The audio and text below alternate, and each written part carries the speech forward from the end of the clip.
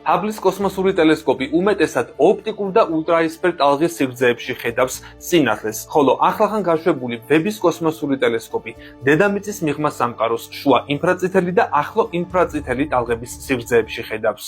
21 საუკუნეში უზარმაზარი ზომების ოპტიკური და რადიოტელესკოპები შეემატა მსოფლიო სამეცნიერო საზოგადოებას. მათი საშუალებით ჩატარებული კოსმოლოგიური კვლევები უნიკალური შედეგების მიღებით, ახალი თეორიების განვითარებითა და სამეცნიერო ტექნოლოგიური პროგრესით დასრულდა და გრძელდება ახლაც. მაგრამ კაცობრიობას მისი განვითარების ამჟამინდელი და ახლო მომავლის ტემპებიდან გამომდინარე, როგორ ჩანს, სულ სხვა რამ სჭირდება. მაგალითად, ისეთი კოსმოსური ტელესკოპი, როგორიცაა HWO.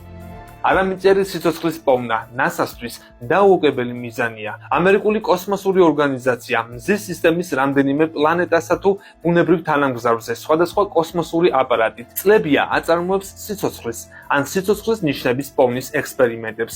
განსაკუთრებული ყურადღება წითელ ჟანგიან პლანეტა მარსს ეთმობა, რომლის სრულად ექსპანსიას და მის ზედაპირზე ჰაბიტატის შეცვლას ვაპირებთ მთელი კაცობრიობა. კვლევები იუპიტერის მთვარის ევროპის მიწისქვეშა ოკეანეშიც დაიწყება. ასევე სატურნის მთვარე ტიტანზეც, სადაც მეთანის ზღვაა ზედაპირზე.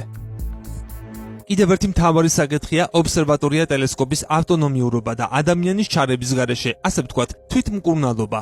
ჩვენ კარგად გვახსოვს, რამხელა ძალისხმევა გახდა საჭირო ჰაბლის კოსმოსური ტელესკოპის ფიზიკურად შესაკეთებლად, როცა მისი გამოსახულება არასწორად დამონტაჟებული სარკეების გამო გაიძღაბნა. მაგრამ ჰაბლი დედამიწის დაბალ ორბიტაზეა განთავსებული. რაც შეეხება ჯეიმს ვების ტელესკოპსა და მომავლის ობსერვატორიას, ისინი დედამიწიდან მილიონობით კილომეტრით იქნებიან დაშორებული და მათი სწრაფი შეკეთება შეუძლებელი იქნება. ამიტომ დამპროექტებლებმა უნდა მოახერხონ და შექმნან ისეთი რობოტული ტექნოლოგია, რომელიც აპარატის თვითშეკეთებას უზრუნველყოფს. ეს მისიები, როგორც იტყვიან, ზღვაში წვეთია იმასთან შედარებით, რაც ჩვენ გველის მზის სისტემის საზღვრებს მიღმა. კოსმოსურმა აპარატებმა, როგორებიცაა ტესი და კეპლერის კოსმოსური ტელესკოპი, ათასობით ეგზოპლანეტა აღმოაჩინეს, მხოლოდ ჩვენი გალაქტიკის არეალში. მეცნიერებს მათი შესწავლის იმედი აქვთ. ამაში კი აუცილებლად ჩაერთვება მომავლის კოსმოსური ტელესკოპი ობსერვატორიები. თუ მსოფლიო განვითარების სწორ აქცენტებს მიაქცევს ყურადღებას და სამეცნიერო პროგრესი ნომერ პირველი საზრუნავი გახდება გავლენიანი ქვეყნებისთვის, მაშინ კაცობრიობაც განვითარების ახალ სიმაღლეზე ავა და თვითგანადგურების რეჟიმიდან ევოლუციის ეტაპზე გადავა.